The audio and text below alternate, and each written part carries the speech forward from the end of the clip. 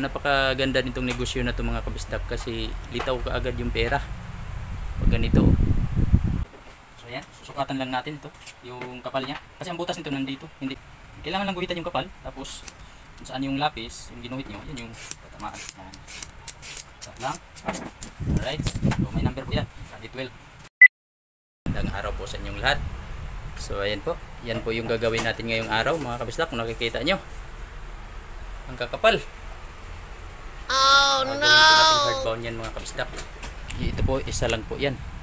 So kibali 12 po na piraso. Ito, yan, isa.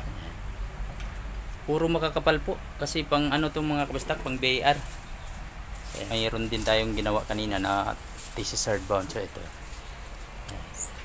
pang pinali natin ngayong araw mga kabisdak, 12 piraso na makakapal na bookbind. Ayun, puro talaga siya makakapal mga kabisdak. Oh. Itong isa ano to, nasa hindi lang tayo umaasa sa ano mga thesis bookbind mga kabisdak. Mayroon din mga ganito pang BAR. So mayroon ding nagpaparas nito. Ito bukas kukunin na to, itong 12, kaya kailangan natin matapos ngayong araw para bukas ready na, kasi bukas ng umaga ito kukunin. Sipag lang ang kailangan nitong ganitong negosyo, pero hindi ito sa amin, tauhan lang po kami dito. What? Ito pala mga kabistak yung board na gagamitin natin. Yan, tinabas ko na siya. Ito na po yung panggitna natin.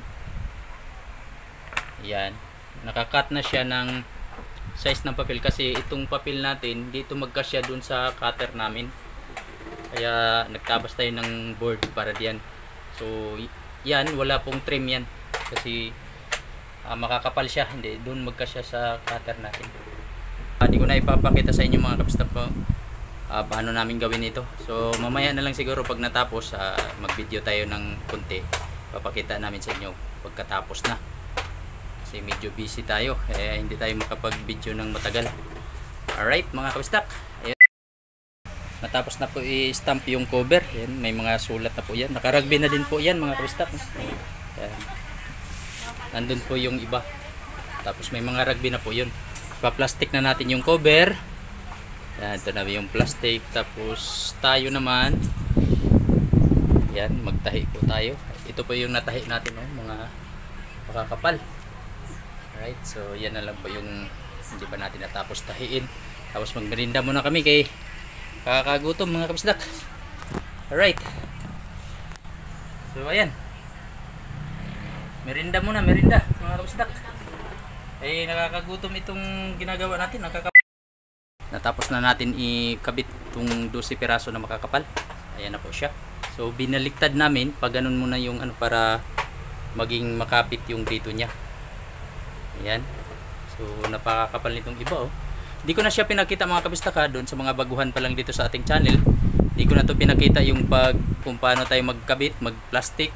So doon sa mga baguhan pa lang sa ating channel, mga kabisdak, meron tayong mga tutorial paano magkabit, paano mag-plastic, paano magtahi. So panoorin nyo na lang po. Basta itong video na to hindi ko na pinakita. Ilagay siya natin dito. Alright, so ganyan. Ganyan siya mga kabistak. Kinabukasan yan, tuyong-tuyo na yan. Okay kayo.